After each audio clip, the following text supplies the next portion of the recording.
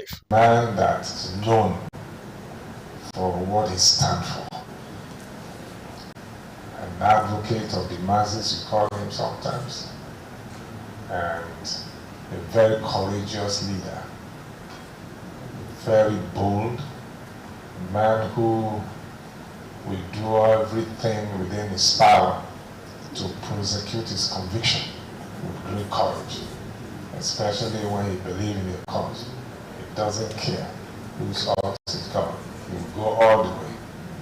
And remember some of his sayings that he will never play politics with the life of his people. Elizabeth University has come to stay and has contributed immensely to human capital development, not just in Ondo State, but in Nigeria. And so thank you for joining that university, and I believe you're going to add value to the existing value that university has been rendering to the members of the public, to the students, and also to your colleagues. We need the support of every one of you. Citizen participation is very important. We want to measure good governance.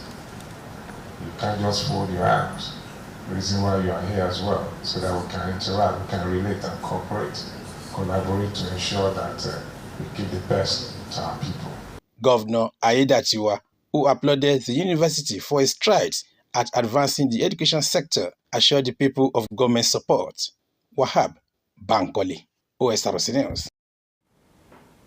The immediate past governor of the Central Bank of Nigeria, CBN, Godwin Emefiele, was on Friday rearranged before Justice Hamza Muazu of the High Court of the Federal Capital Territory, FCT.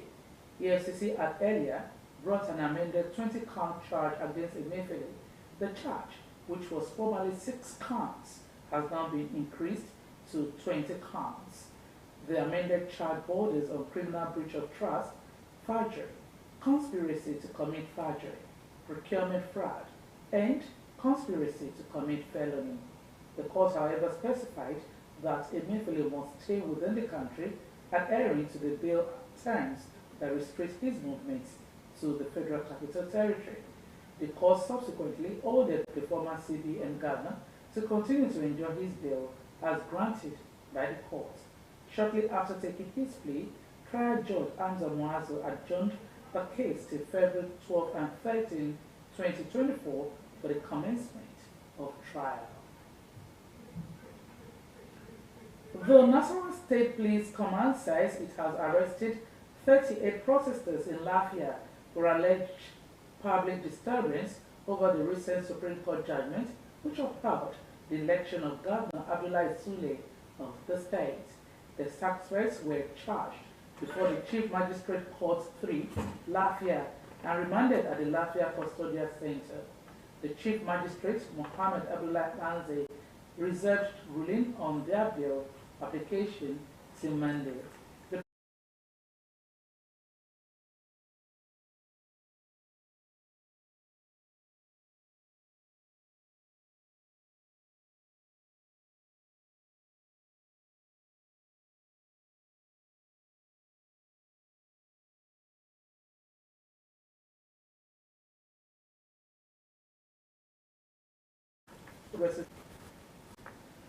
We'll now take a commercial break. We'll be back shortly. Please do stay with us.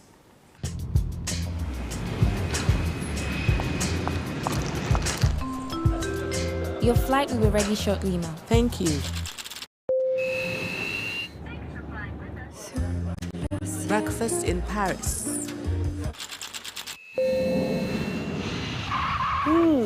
Lunch in London. This could be you. And there's more. Hey, Mai, tell them more. Of course. Now, this is what I call a win. And this could be you too in the Globe Festival of Joy promo. By recharging 50,000 or more within a month, you could be among our 100 winners who will win business class tickets from Lagos to Paris to London. If you recharge 100,000 naira or more in a month, you could be one of the many winners of a premium bungalow in Nigeria. The more you recharge, the more your chances to win. How was your flight? Delicious.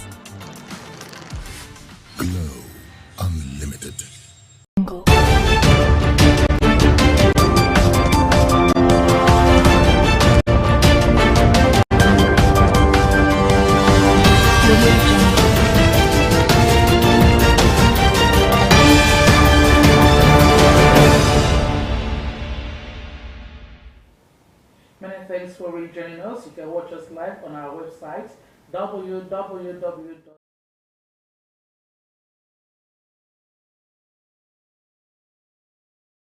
And on YouTube, you can subscribe to our channel, Osrc TV. The Nigeria Police Force has paraded 16 suspects terrorizing Buhari Area Council in the Federal Capital Territory (FCT) and other parts of the country. The suspects in Abuja, the Force Public Relations Officer, ASP Olumuyiwa Adejobi, said the arrest of the suspects comes in response to the pressing need for enhanced security measures in the nation's capital. Since last year, several cases of kidnapping and killings have been recorded in the FCT, especially in the Buhari community. Adejobi said the launch of the Special Intervention Squad by the Inspector General of Police IJP Kayode Egbetokun at the force headquarters, comprising highly trained personnel equipped with advanced technology and resources of the force, also made it possible for the squad to arrest the suspects in their various hideouts. Adejobi maintained that the force would not relent in the fight against crimes and criminality in the country. The National Agency for Food, Drug Administration and Control says it is investigating a viral social media post alleging a woman frying plantain chips with using oil adulterated with polythene. In a statement on Saturday by NAFDAC's resident media consultant, Tayo Akintola, the agency said it was taking a science-based approach to verifying the claim before taking action. The agency urged the public to be vigilant and observant of the foods and beverages they consume, while assuring citizens of its commitment to safeguarding public health amid the disturbing allegation. According to the viral post, a woman allegedly melted about 5 pieces of Olunka rubber polythene into oil before grating plantain to make chips. The Osrc State chapter of the All Progressives Congress says the nullification of the selection process that produced Oba Adegboyega Famodun as the Owa of Igbajo by Governor Ademola Adeleke was vindictive and politically motivated. The Osrc State government had ordered a fresh selection process to fill the stool of Are of Ire and Owa of Igbajo, having nullified the processes that produced them initially. The government also declared the stool of Akirun of Ikirun Oba Olalekan Akadiri vacant, calling on all parties to wait for the determination of a suit on the stool currently pending before the Court of Appeal. A statement by the Commissioner for Information and Public Enlightenment, Kolapo Alimi, stated that the government's decisions on the stools were contained in 6 white papers on various committees that investigated issues raised by the executive orders issued by the Governor Ademola Adeleke at the inception of the administration in November 2022.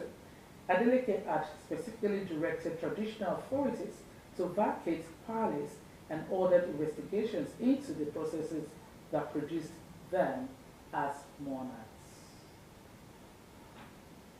Over 350 residents of Ondo State have been shortlisted by Niger Delta Youth Employment Pathways YEP project on 1-year training.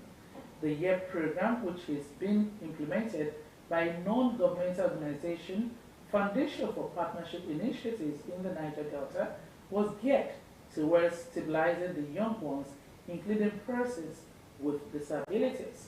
Omoriala Ngweche reports that the event, which was to launch the YEP initiative in Ondo State, also witnessed signing of grants with main partners for the project.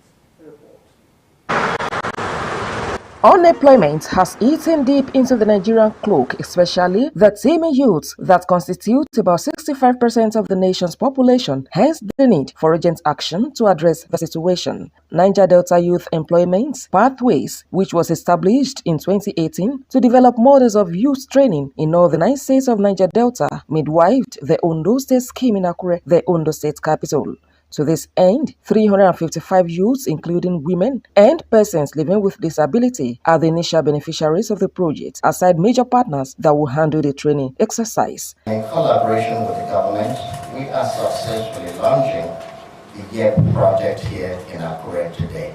Director of Foundation for Partnership Initiatives in the Niger Delta, Ephraim Esen, posited that the program is geared towards contributing to strengthening and stabilizing the Niger Delta by reducing poverty, powering coastal communities, nurturing youth employment, fostering stability, and enabling development.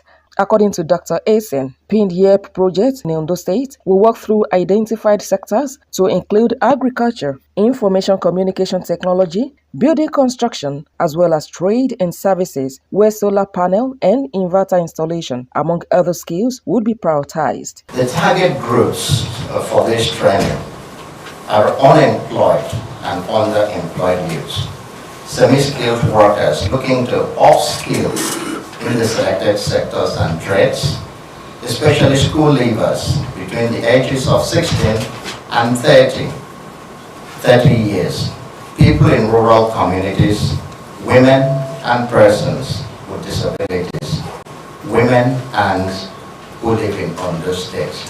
We commend the state government for its willingness to adopt PIN's YEP model to ensure a secure and bright future for the youth. Program Coordinator Nichengem Gahia promised adequate monitoring for effective delivery. From time to time, we monitor. We come for supervisory visits, to visit and see the learning hands-on. We would interact with participants as well. And then we would also receive databases from them where we check and be sure that things are in sync. Stakeholders in Ondo State lauded the initiative, saying it will go a long way in complementing the efforts of the state government in addressing unemployment. I'm aware that Ondo State helps to facilitate access to finance through some government agencies, like the microcredit agency is involved in things like that. The beneficiaries will be empowered and they will be linked to job, thereby reducing unemployment in the society. I'm praying that this training will be part of what technical and vocational education board will be delivering in their various technical schools. We are looking forward to this. We've been waiting. It's over a year, and then now it's time to start. High points of the event include signing of grants with main partners to get the project underway. Omoriola Humbeji, Osrc News. Meanwhile, the federal government is currently planning to harmonize all the development plans in the Niger Delta region. In a statement, the Permanent Secretary, Minister of Niger Delta Development, Shuaibu Belgore, said a committee has been put in place to work out the modalities that will see the Ministry of Niger Delta Development, MNDD, and Niger Delta Development Commission, NDDC, development plans collapsed into a single regional development plan. According to the statement, the ultimate plan is to fast-track development in the Niger Delta region. The statement added that the harmonization of the existing development plans in the Niger Delta region was one of the 10 deliverables the President gave to the Ministry for implementation in the year 2024 to 2027.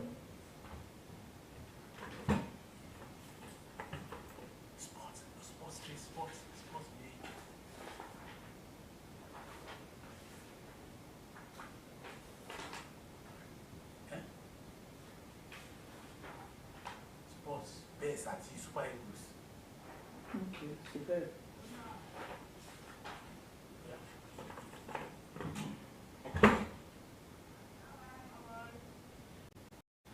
Moving to sports, Ondo State representatives have emerged winners of the Basic Education School Sports Best Competition for Primary Schools in Nigeria's Southwest. The youngsters exhibited remarkable youthful talents to edge out their counterparts from Ogun, Osun, Lagos, Oyo, and hosts Ekiti in the 5-day event. Akintunde Akinshemola, who was in Ado-Ekiti, has the details. Among learners, irrespective of the maiden edition of Basic Education School Sports Best Competition for the 6 Southwest states ended in a night of joy for representatives of Ondo, who won 6 gold, 5 silver, and 3 bronze medals. In conjunction with the Universal Basic Education Commission UBEC, the best public primary school pupils from the states competed for honors in soccer, athletics, chess, Scrabble, table tennis, and Ayu Olokmo.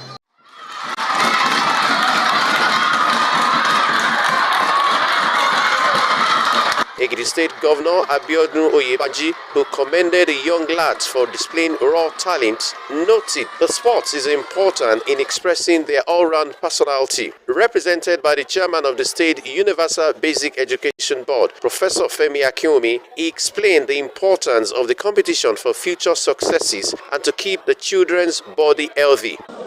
the relevance of this program is to keep our children's body healthy, because a healthy mind resides in a healthy body in order to make a person sound. On the other hand, a weak mind can neither have a strong mind nor a strong body.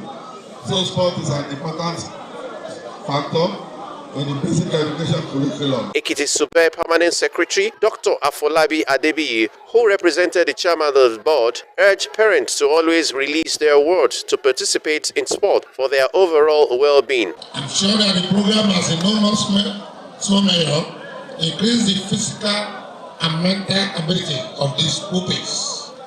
Besides, I wish to reiterate that sports brings honor and respect in the society, including basic education. Team Ondo, represented by 35 pupils from public primary schools across the state, opened the floodgate of medals in sprints, 400 meters, and high jump.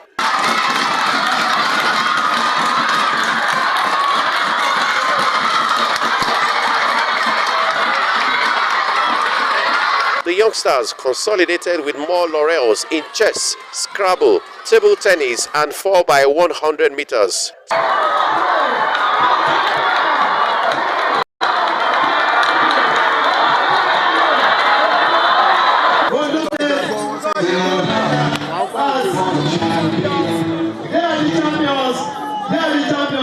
Sports desk officer of Ondo Subeb, Folake Olagunjoye, and some of the winners expressed delight to compete and win medals for their state. This will go a long way in showcasing the talent of these young ones.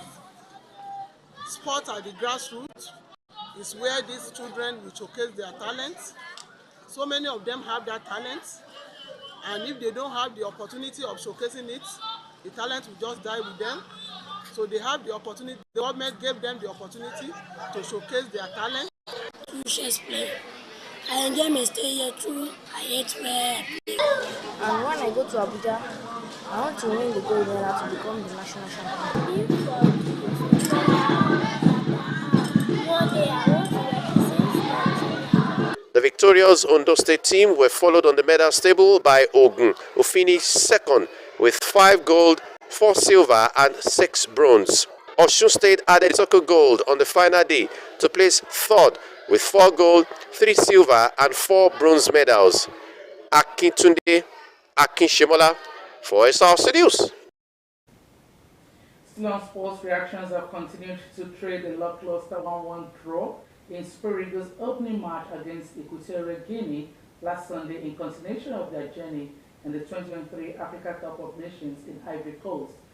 Joe Pacero's men displayed resilience and determination, clinching a crucial win against Ivory Coast in their second group game on Thursday. Sports stakeholders in their numbers converged on X Space, formerly Twitter, hosted by Osrc, to discuss how Jose Pacero can get Nigeria's 4th title back on track.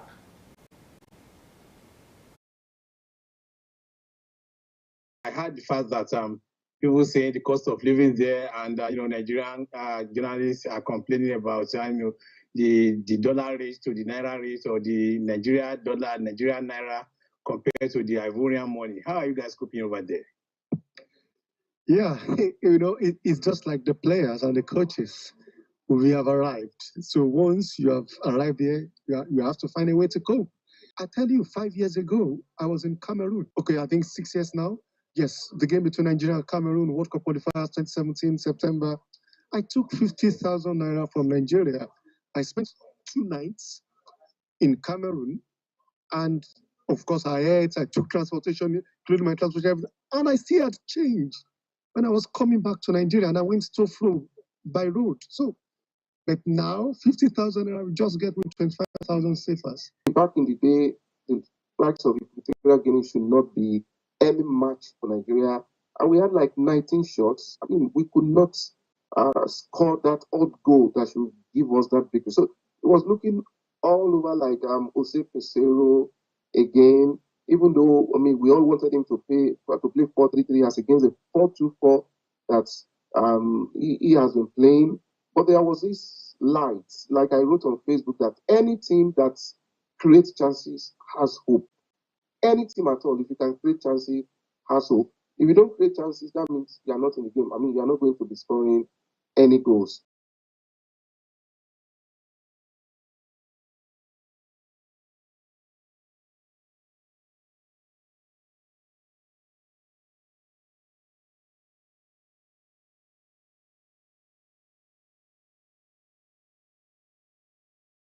We have 5 midfielders at the moment.